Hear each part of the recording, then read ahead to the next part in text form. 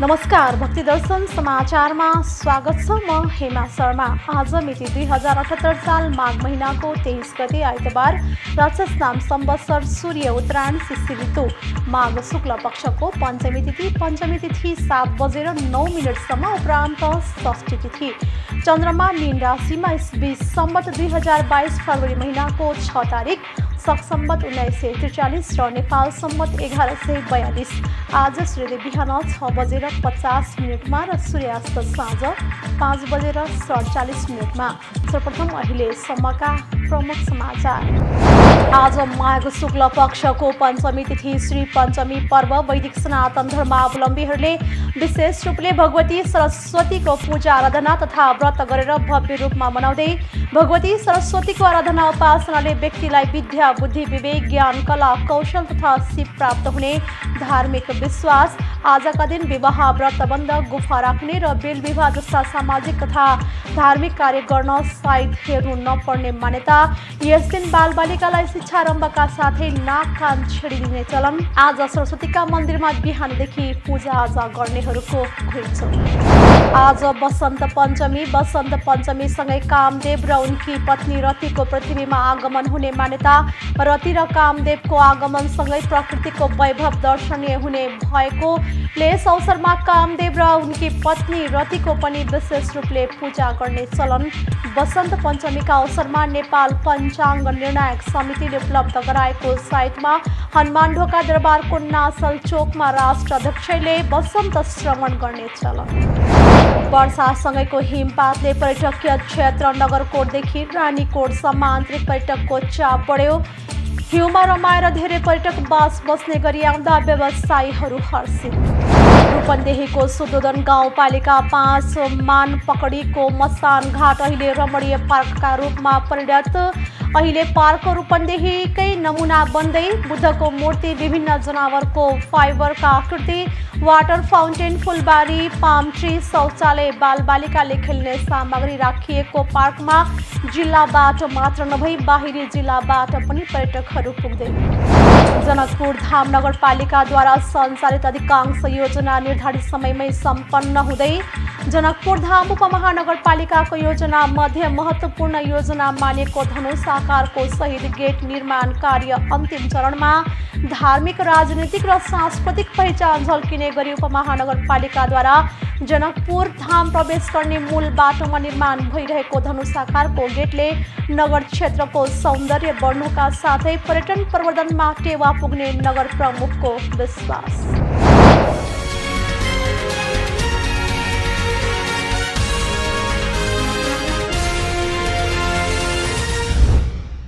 अब समाचार विस्तारमा। आज माघ शुक्ल पक्षको पञ्चमी तिथि श्री पञ्चमी पर्व वैदिक सनातन धर्मावलम्बीहरूले विशेष रूपले भगवती सरस्वतीको पूजा आराधना तथा व्रत गरेर भव्य रूपमा मनाइरहेका छन्। नेपालमा रहेका विभिन्न सांस्कृतिक पर्व मध्ये श्री पञ्चमी पर्व पनि एक महत्त्वपूर्ण पर्व हो। श्री पञ्चमीलाई विद्या श्रम सिप कला कौशल तथा उद्यमशीलताको मौलिक रूप र स्रोतको रूपमा रहनु भएकी भगवती सरस्वतीको प्राकट्य दिवसका रूपमा मानिन्छ। यस दिनमा ऋतु पूजा, विद्या पूजा, श्री लक्ष्मी पूजा, विष्णु पूजा, श्रीकृष्ण पूजा, प्रकृति पूजा, हलोको पूजा र विद्याकी देवी सरस्वतीको प्रतिमा बनाई पूजा गरिन्छ। वैदिक सनातन धर्मका विभिन्न देवी देवताहरू मध्ये भगवती सरस्वतीको विशेष स्थान रहेको छ। सरस्वतीको महिमा वेदले पनि सर्वत्र गाएको पाइन्छ। सरस्वती श्रुति अर्थात् वेद भन्दा पनि महान छिन्। सरस्वतीले हाम्रो यस कृतिलाई बढाउन् भन्ने वैदिक ऋचाबाट पनि सरस्वतीको महिमा स्पष्ट हुन्छ। उपनिषद पुराण देवी भागवत आदिले पनि भगवती सरस्वतीको विशेष महिमा गान गरेका छन्। यस्तै मार्कण्डेय पुराणमा सत्व गुणमा आश्रित पार्वतीका शरीरबाट प्रकट भएका शुम्भ नामक दैत्यको संहार गर्ने साक्षात् देवी सरस्वती हुन् भनी वर्णन गरेको पाइन्छ। पुराण शास्त्रहरूमा उल्लेख भए अनुसार सरस्वती देवी ब्रह्माजीको मुखबाट उत्पन्न भएको बताइन्छ। दूध पानी छुट्याउन सक्ने निरक्षीर विवेकीको संज्ञा र वरदान पाएको राजहाँस भगवती सरस्वतीको वाहन मानिन्छ। सधैँ मन्द मुस्कानमा रहने भगवती सरस्वतीको 4 हातहरूमा क्रमशः वीणा, स्फटिकको माला, पुस्तक र अभय मुद्रा रहेका छन्। भगवती सरस्वतीको आराधना उपासनाले व्यक्तिलाई विद्या, बुद्धि, विवेक, ज्ञान, कला, कौशल तथा सिप प्राप्त हुने धार्मिक विश्वास रहिआएको छ। आज विशेष गरी विद्यालय, कलेज लगायतका शिक्षण संस्था तथा सङ्गीत पाठशाला अनि सङ्गीतसँग सम्बन्धित संस्था आदिले भव्य रूपले भगवती सरस्वतीको पूजा उपासना आदि गरेर शिक्षण सामग्री तथा सङ्गीतसँग सम्बन्धित सामग्रीको पनि विशेष रूपले पूजाआजा गरी प्रसाद वितरण गर्ने तथा साङ्गीतिक कार्यक्रमहरूको पनि आयोजना गरेर धुमधामसँग मनाउने गरेका छन्। आज देशभरका सरस्वती मन्दिरहरूमा पूजा आराधना गर्न श्रद्धालुहरूको भिड लागेको छ। विद्यालय नपठाइएका साना बालबालिकालाई आजकै दिनदेखि अक्षर आरम्भ गराउने चलन छ। आजका दिन लेखपढ गर्न सिकाए राम्रो विद्या आउने धार्मिक विश्वास रहिआएको छ। चन्द्रमा जस्तो गोरो वर्ण भएकी तथा हातमा वीणा र पुस्तक लिएकी विद्याकी देवी सरस्वतीलाई भक्तजनहरूले भारती, शारदा, हंसवाहिनी, जगन्माता, बागेश्वरी, कौमारी, वरदायिनी, बुद्धिदात्री, ब्रह्मचारिणी, चन्द्रघण्टा र भुवनेश्वरी जस्ता नामले पुकार्ने गर्दछन्। विद्या र सृजनाकी देवी भएकाले विशेष गरी साहित्यकार, कलाकार, पत्रकार, शिक्षक र विद्यार्थी आफ्ना कला साधनाका वस्तु कलम, कापी, कुची र वाद्य यन्त्र आदिलाई सरस्वतीका रूपमा पूजा आराधना गर्ने गर्दछन् भने तान्त्रिकहरू तन्त्र सिद्धिका लागि तारा देवीका रूपमा पूजा आराधना गर्दछन्। सूर्य उत्तरतिर लागि दिन लामो हुने र वसन्त ऋतु आरम्भ हुने विश्वासका साथ आजका दिनलाई वसन्त पञ्चमी पनि भन्ने गरिन्छ। ऋग्वेदमा बागदेवीका नामले प्रसिद्धि पाएकी ब्रह्माण्डीको पूजा उपासनाले सबै प्रकारको ज्ञान, सिद्धि र सद्बुद्धि प्राप्त हुने भएकाले सरस्वती पूजाको ठुलो महत्त्व छ। गन्धर्व पुराणमा आजका दिन सरस्वतीको पूजा गरी विद्यारम्भ गरेमा सर्वसिद्धि प्राप्त हुने भन्ने उल्लेख छ। आजका दिन विवाह, व्रतबन्ध, गुफा राख्ने र बेल विवाह जस्ता सामाजिक तथा धार्मिक कार्य गर्न साइत हेर्नु नपर्ने विश्वास छ। यस दिन बालबालिकालाई शिक्षा आरम्भका साथै नाक कान छेडिदिने गरिन्छ। आज उपत्यकाका स्वयम्भू मैतीदेवी र गैरी धारास्थित नील सरस्वती, ललितपुरको लेले लगायत अन्य जिल्लामा रहेका सरस्वतीका मन्दिरमा बिहानदेखि पूजा आजा गर्न भक्तजन खास गरी छात्र छात्राको घुइँचो लागेको छ। आज वसन्त पञ्चमी। वसन्त पञ्चमीदेखि प्रकृतिको सम्पूर्ण फूल, रुख, घाँस आदिमा फेरि नयाँ जीवन लिएर पालुवा पलाउने गर्दछ। वसन्तलाई ऋतुराज पनि भन्ने गरिन्छ। ऋतुराज वसन्तको आगमनको खुसीमा माघ शुक्ल पञ्चमीमा वसन्त पञ्चमी पर्व मनाइन्छ।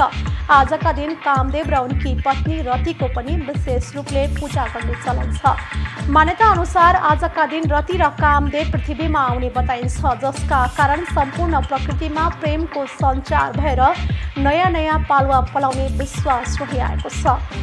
वसन्त पञ्चमीबाट नै वसन्त ऋतुको आगमन हुने र यस ऋतुमा प्रकृतिको वैभव दर्शनीय हुने गर्दछ। सुकेका बोट बिरुवाहरूमा नयाँ पालुवा तथा फूलहरू फुल्ने गर्दछ, जसले गर्दा प्रकृति अत्यन्तै सुन्दर र मनमोहक हुने गर्दछ।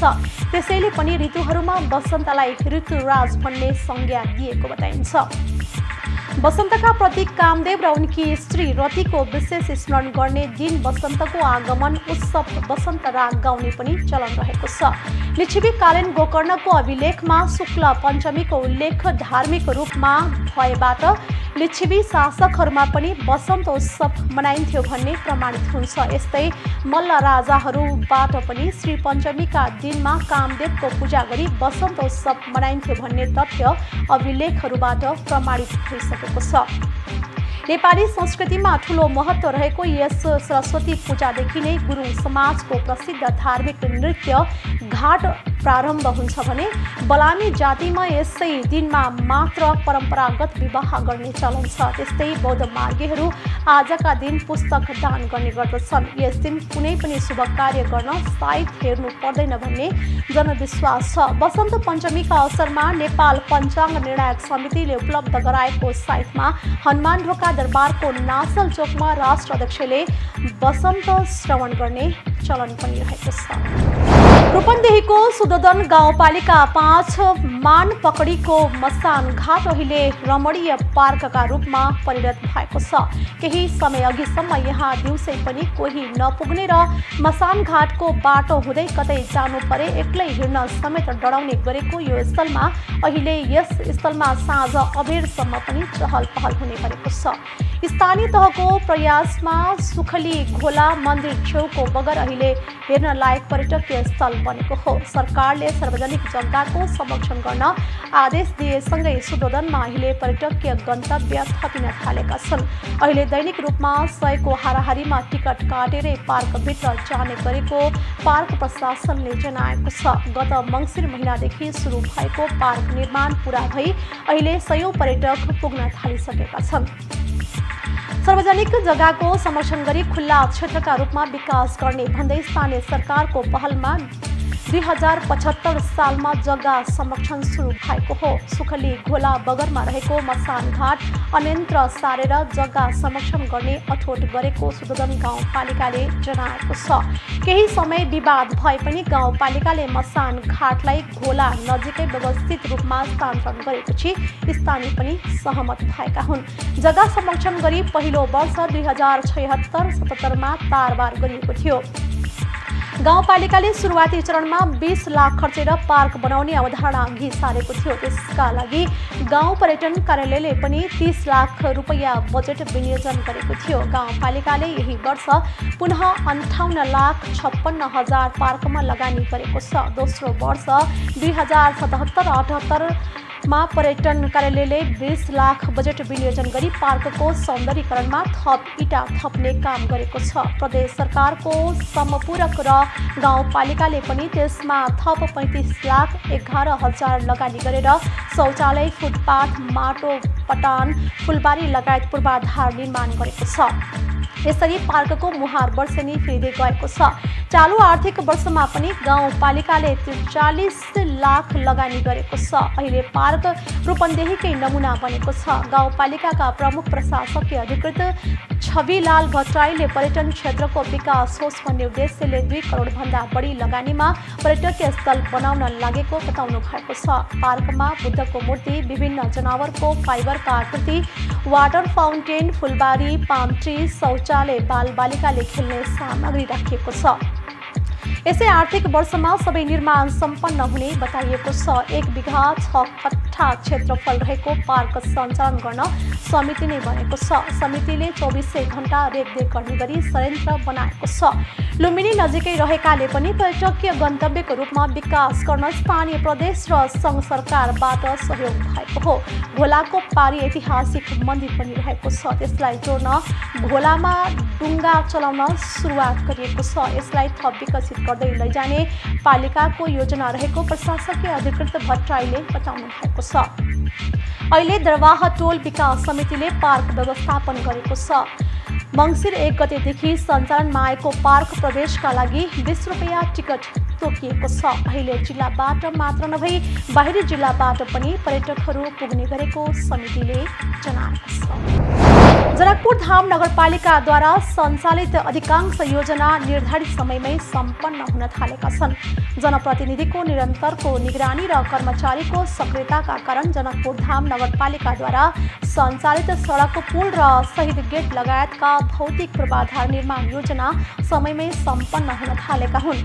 मुलुकका अधिकांश स्थानीय तहमा सञ्चालित योजना वर्षौंसम्म अल्पत्र रहेको सूचना आइरहेका बेला जनकपुर धाम नगरपालिकाले नगर क्षेत्रको विभिन्न वडामा सञ्चालित योजना समयमै सम्पन्न हुन थालेपछि स्थानीयवासीले विकास भएको अनुभूति समेत गर्न थालेका छन्। जनकपुर धाम उपमहानगरपालिकाको योजना मध्ये महत्त्वपूर्ण योजना मानिएको धनुष आकारको शहीद गेट निर्माण कार्य अन्तिम चरणमा पुगेको छ। मध्य प्रदेशको जनकपुर धाम प्रवेशद्वार मुजेलियामा निर्माणाधीन सो मध्य शहीद गेटको करिब 90% काम सम्पन्न भएको उपमहानगरपालिकाका वरिष्ठ इन्जिनियर वीरेन्द्र कुमार यादवले बताउनु भएको छ। ढल्केबर जनकपुर 6 लेन सडकको मुजेलियामा निर्माणाधीन मध्य शहीद गेटमा रङ लगाउने, भगवान राम र शहीदको प्रतिमा स्थापनाको काम बाहेक सम्पूर्ण कार्य सकिएको उहाँले बताउनु भएको छ। जनकपुर धाम उपमहानगरपालिकाको करिब 4 करोड रुपैयाँको लागतमा निर्माण भइरहेको शहीद गेट केही दिनभित्रै सम्पन्न हुने वरिष्ठ इन्जिनियर यादवको भनाइ छ। धार्मिक पर्यटकीय नगरीका रूपमा परिचित मध्य प्रदेशको राजधानी जनकपुरमा आन्तरिक र बाह्य पर्यटन प्रवर्धन गर्ने उद्देश्यले धार्मिक, राजनैतिक र सांस्कृतिक पहिचान झल्किने गरी उपमहानगरपालिकाले धनुष आकारको शहीद गेट निर्माण गर्न लागेको छ। जनकपुर धाम उपमहानगरपालिकाका नगर प्रमुख लाल किशोर शाहले कार्यपालिकाको पहिलो बैठकबाट मधेस आन्दोलनका शहीदको सम्मानमा नगरको प्रवेशद्वारमा धनुष आकारको शहीद गेट निर्माण गर्ने निर्णय गर्नुभएको थियो। त्यही निर्णयका आधारमा 2077 असार 20 गते नगर प्रमुख शाहले सो शहीद गेटको शिलान्यास समेत गर्नुभएको थियो। जनकपुर धाम उपमहानगरपालिकासँग सम्झौता गरी 2077 असार 20 गतेबाट काम सुरु गरेको निर्माण कम्पनीले 2078 पुस मसान्तसम्ममा गेट निर्माण गरी हस्तान्तरण गर्नुपर्ने सम्झौता भएको थियो। त्यही सम्झौता अनुसार नै काम सम्पन्न गर्ने योजना अनुरूप कामलाई तीव्रता दिएको निर्माण कम्पनी गौरी पार्वती श्याब जेवीका स्वाइट इन्जिनियर अमर कुमार शाहले जानकारी दिनुभएको छ। ठेक्का अवधिभन्दा अगाडि नै गेटको निर्माण कार्य सम्पन्न गरी उपमहानगरपालिकालाई हस्तान्तरण गर्ने गरी काम अघि बढाए पनि कोभिड-19 संक्रमणका कारण केही ढिलाइ भएको इन्जिनियर शाहले बताउनु भएको छ। 31 फिट अग्लो द्वारको सबैभन्दा माथि धनुष लिएका भगवान रामको प्रतिमा रहनेछ भने 3वटा पिलरमा शहीदहरूको प्रतिमा र सिङ्गो द्वार धनुष आकृतिको बनाइएको छ। सो गेटको दुवै किनारामा राखिने मधेस आन्दोलनमा सम्पूर्ण शहीदहरूको प्रतिमाहरूमा बनाउने काम तीव्र रूपमा भइरहेको र केही दिनभित्रै प्रतिमा स्थापना गरिसक्ने उहाँले बताउनु भएको छ। जनकपुर धाम प्रवेश गर्ने मूल बाटोमा निर्माण भइरहेको धनुष आकारको गेटले नगर क्षेत्रको सौन्दर्य बढ्नुका साथै पर्यटन प्रवर्धनमा टेवा पुग्ने नगर प्रमुख शाहको विश्वास रहेको छ। वर्षासँगैको हिमपातले पर्यटकीय क्षेत्र नगरकोटदेखि रानीकोटसम्म आन्तरिक पर्यटकको चाप बढेको छ। शुक्रबार दिउँसो 12 बजेदेखि हिउँ पर्न थालेपछि पर्यटकीय क्षेत्र सूर्यविनायक नगरपालिका 8 रानीकोटमा 2 बजेपछि आन्तरिक पर्यटकको ओइरो लागेको पर्यटन व्यवसायी बताउँछन्। रानीकोट स्थित होटल हाइल्यान्डका सञ्चालक वाकेलले कोरोना थला परेको पर्यटकीय क्षेत्रमा परेको हिउँले रौनक बढाएका कारण व्यवसायमा आशा पलाएको व्यापारीहरू बताउँछन्। हिउँ परेसँगै पर्यटकको आगमन बढेको छ। हिउँमा रमाएर धेरै पर्यटक बस्ने गरी आउँदा व्यवसायीहरू हर्षित भएका छन्। भक्तपुर वरिपरिका सबै डाँडा हिउँले सेताम्य भएका छन्। पर्यटकीय क्षेत्र चाङ्गु नारायण त्रिशुल डाँडा, तेलकोट, नगरकोट, बतासे डाँडा, नगरकोट टावर, बोझिनी, कलमसी लगायत क्षेत्रमा बाक्लो हिउँ परेको छ। हिउँ परेपछि पर्यटकीय क्षेत्र नगरकोटमा हिउँ खेल्न जाने र रमाउने आन्तरिक पर्यटकको ओइरो लागेको हो। शुक्रबार दिउँसो 1 बजेपछि नै नगरकोटमा आन्तरिक पर्यटकको चाप फात्तै बढेको नगरकोट स्थित होटल व्यवसायी बताउँछन्। 3 वर्षपछि नगरकोटमा परेको हिउँले पर्यटन व्यवसायमा थप ऊर्जा मिलेको उनीहरूको भनाइ छ।